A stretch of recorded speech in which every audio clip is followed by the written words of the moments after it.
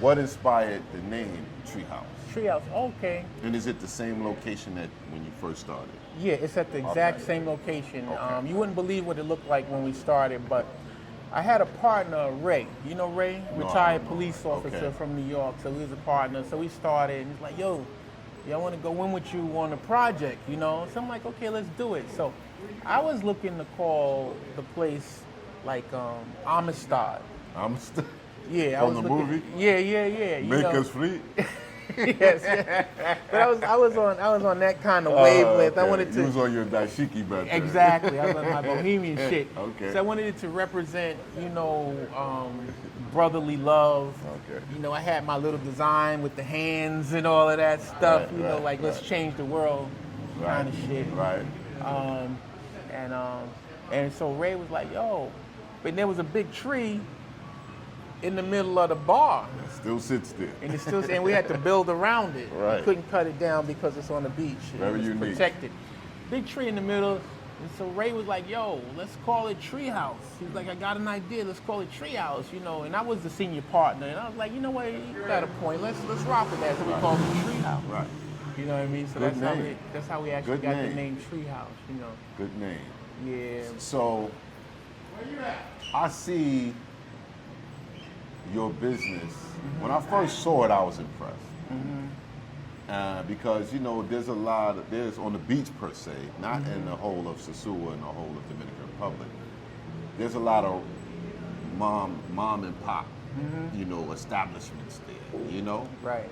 And you were one of the first who took it up a notch and made it look like an establishment. You made it look like a brand. Right. Your branding is always there. Your signs were always there.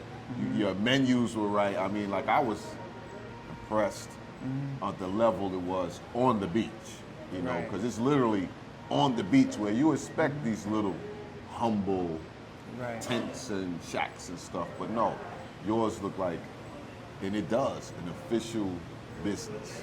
And then at one point you expanded and you had the jazz theme spot called Papa's. Right. And then now you move, would you call this in the town? Yeah, in town. In town. And you have this here at Las Palmas, this kind of in this establishment. But did you close Papa's in order to do this? Yeah, Papa's, I wanted to be, was supposed to be a jazz lounge. And you know how business is, you have to try different things to see what sticks. But you have beautiful artwork in there. I mean, you have it here as well, but yeah. I remember you have beautiful art. Like I remember you telling me that you was going into Santo Domingo, you were literally going 5 hours to get your prints, your print boards and things like that. Right. Like I wasn't, and you was like, I'm taking the bus. I was like, he's serious about getting his stuff right. Right. Because I'm an entrepreneur, and when people say little things like that, I listen, Right. And all this is running through my mind. I know you don't probably think I'm even listening, but I'm Right. like, damn, he's going all the way to the end of Domingo to get his Yeah. prints, Yeah. Okay, so let's go on from Papa's to here. Yeah, so Papa's, it wasn't trending, it was good. Like, we would have events, and I liked it, and I think everything is like a learning lesson, because I liked it because it was like Treehouse at the beginning. So we took it from scratch and kind of designed it and put it together as nice as we could for on the beach. So for on the beach, it was like one of the nicer places on the beach. Yes, it was. You know what I mean? And so that was that. But I always felt like, when people come to your restaurant or anything that you do, you have to represent. So if somebody comes to your restaurant, it's like you invite somebody to your house, and people watch and people pay attention to stuff. Like if I go to your house and your house is fucked up, I'm not going to say anything to you. I'm not spending the night.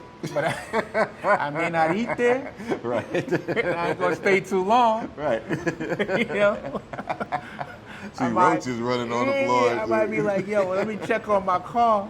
Right. And then bounce. Right. You know what I mean? But I think, you know, when you invite people to your establishment, I think you have to show them the best hospitality you can actually show them. Right. So when somebody comes to your house, you know, your house needs to be clean, and you have to show them hospitality to the extent you can. I learned that from my aunts and uncles. Right.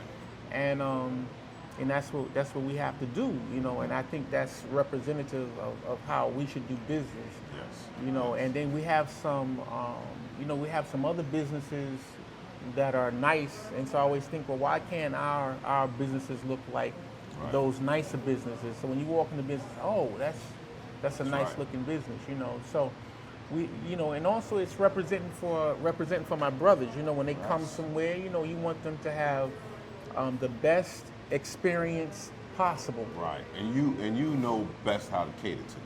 Yeah, so you know, probably more than likely. You know what we want. Yeah. You know the little intricacies that are in our culture and not in other people's culture. Exactly, and that's like one of the advantages. I've been black for a minute.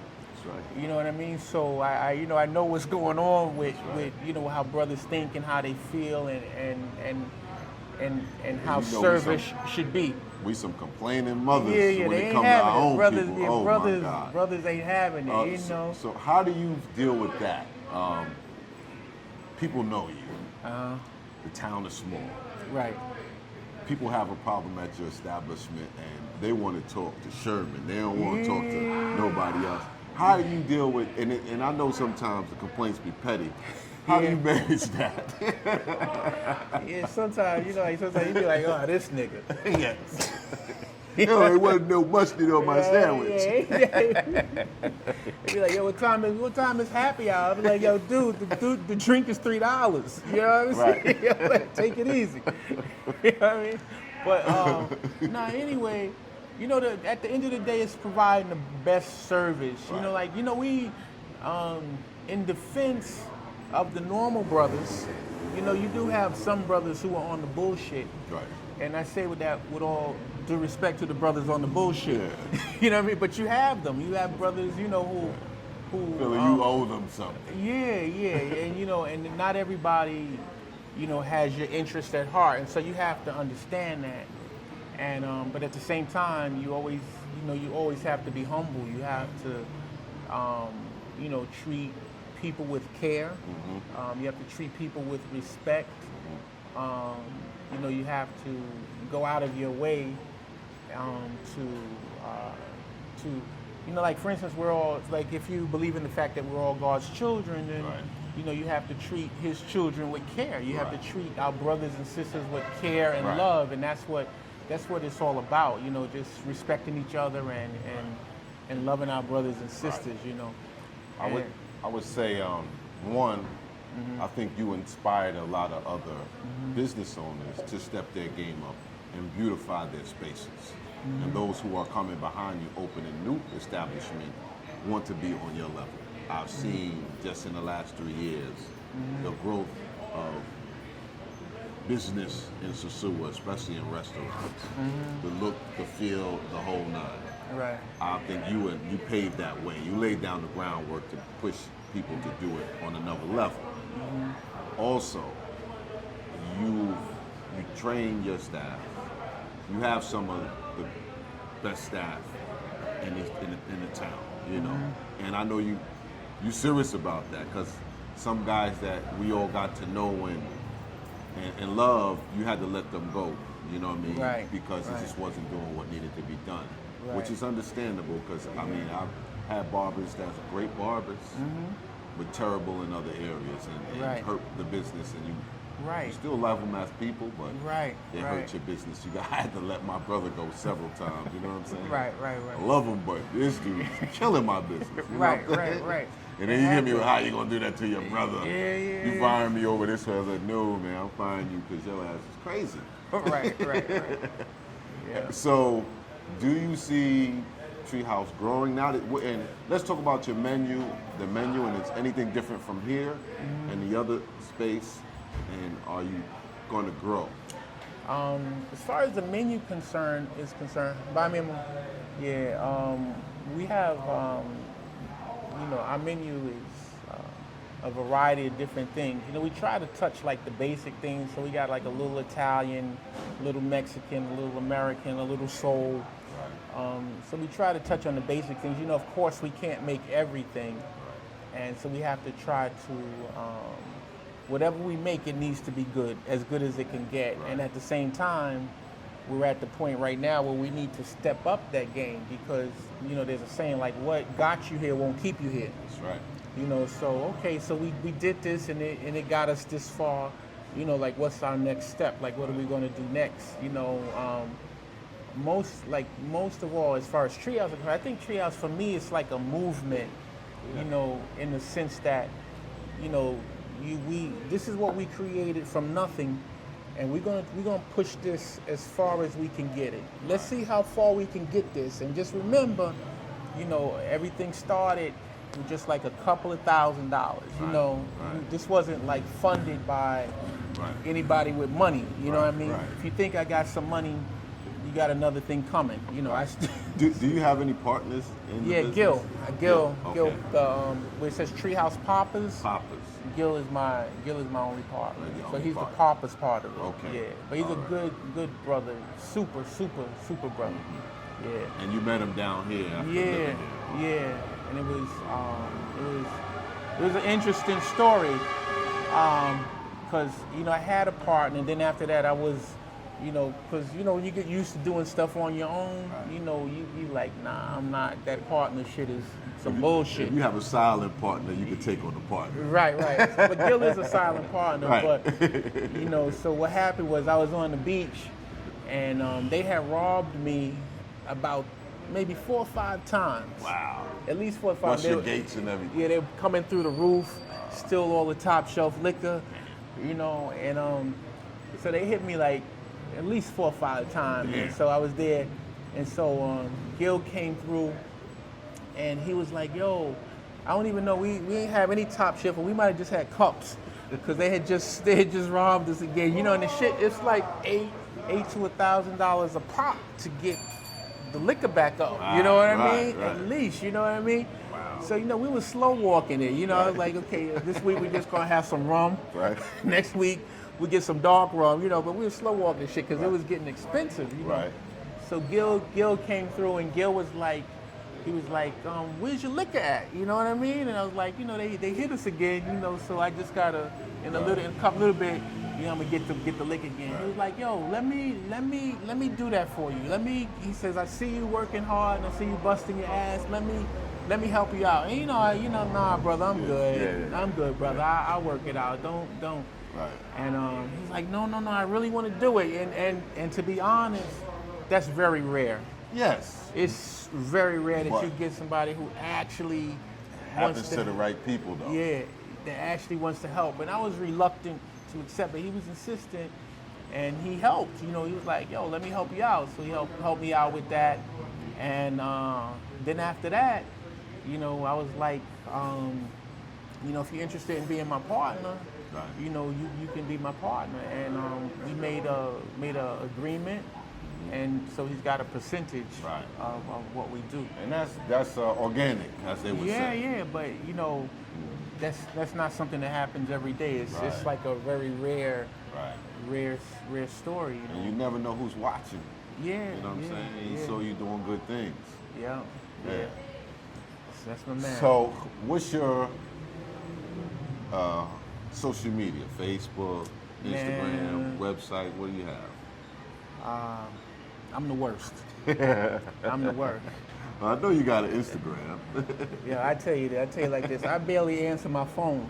Right. That's like well, those things help you not answer your phone. Yeah, dudes be on me all the time. It's like, yo, Sherman, I call you, you don't pick up, you don't answer calls, and I really don't. Right. I'm like they got a saying, how they say, when your phone's not ringing, that's me not calling. Right.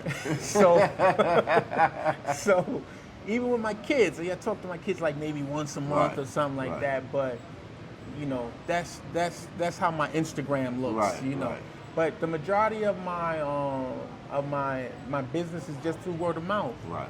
You know what I mean? People, you know, they word of mouth. We tried Instagram, you know, once or twice, but I'm not I wasn't responding, you know, Right. and stuff like that. So that didn't really work out. But I'm not, you know, I need to get better. Yeah, well, but I'm not there yet. You're hiring you know. people and you're paying people. They don't Yeah. all have to work in the kitchen at the bar. That's true You too. put one person on your social media. Yeah, that's true. I know you might not see the Each- value in it, Right. but it's just as valuable as your bartender and your chef. Right. Each one teach one. Yeah, for sure. Yeah. So yeah, so hopefully you're going to see that real soon. Yeah. And tell me, how difficult was it to do business in the Dominican Republic, being a gringo? Oh yeah. It's pretty difficult. It's not the easiest thing, but like one thing, you got to learn some Spanish. You know, you have to learn some Spanish, and there's a lot of things I learned. You know, you need to learn Spanish because when you understand Spanish, when you talk and you can speak Spanish, and even on the basic level, people tend to have more respect for you and for what you're doing. Right. When you first come, you know, you're going to get a lot of people that try to take advantage of you because you don't know. Right. You know, so what you don't know, you're going to pay for. Going to cost you. Right. And so you get people like that. But then after a while, you start to gain their respect. But I always tell people, regardless of what they're doing, you always have to maintain a good reputation. You know, you always have to maintain a reputation of being honest, being fair, being a good person in business and in personal relationships as well. So that's what helped a lot, you know. So when you have that reputation of being a good person, people are going to start looking out for you, you know, and they're going to start protecting you.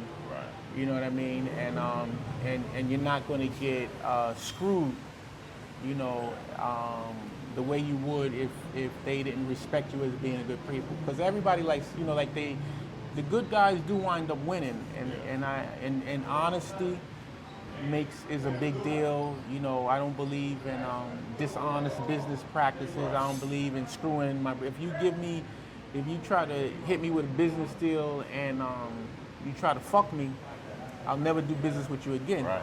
You know, yeah, but you shouldn't have showed me that. You know what I mean? It says it takes your whole life to build up your reputation in just 1 minute to ruin it. Exactly. Yeah, so you have to have a reputation of being fair, even-tempered, and do honest business, and people have to respect that. You can't, you know, unfortunately, you know, sometimes you have to get live. You know, you can talk. You know, once you learn Spanish, you can talk shit with the best of them. Yeah. You know, and I do like that part. You know, just kind of fucking with them. Right. You know what I mean? You can use your full personality if you can communicate. Exactly. You know what I mean? So that's kind of funny at times, but you know, at the beginning it could be a little rough, but now it's a lot easier because there's brothers out here who have done it, and so you don't really have to go through all of the trials and tribulations. The brothers out here have done it. They've got connections, you know, and it could save you a lot of pain and heartache, you know. And I spoke to Kerry on Zanzibar, and he Yes, told my me man. how you walked him through everything. Said he Yeah. came to you like the Godfather, respectfully, and Yeah. asked for your permission. Yeah, Kerry, my man, like I don't have a lot of respect for them. Guess I'm talking to you right now, Kerry. I don't have a lot of respect for them dudes out of Los Angeles, but you know, he's a good dude. That's my man. Cool guy. Yeah, real cool brother. Real cool brother. Yeah. All right, I think we covered most of everything. Yep. I appreciate the time, man. Yeah, I appreciate what you're doing, brother. I want to say this to you personally. I like what you're doing. You got a great reputation. I like how you are using your platform, Thank you. you know, for something positive, you know, and I really respect that. My man hooked me up. He's not playing. He got the lavalier mic. lavalier joints, a couple of angles on the camera. He came for real. You know what I mean? Yeah. But Step your game up, get your name up. exactly. Good work, brother. Always love. All right. Thank Always you. love. Peace. Appreciate you. All right.